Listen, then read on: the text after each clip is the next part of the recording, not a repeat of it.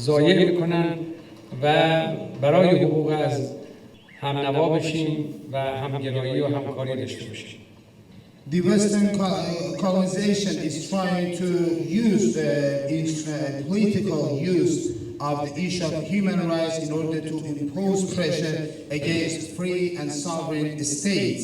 They are adopting double standards in order to exert further pressures against the free and independent countries.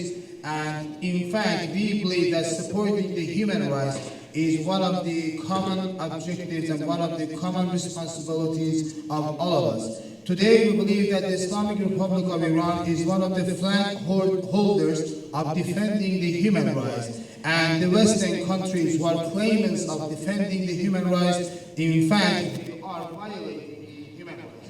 So I believe that we should ensure mutual cooperation on this issue as well. Your Excellencies, there are 4 MOUs. The first one is the visa exemption.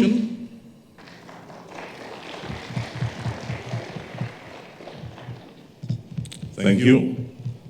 Download the app on App Store or Google Play Store now.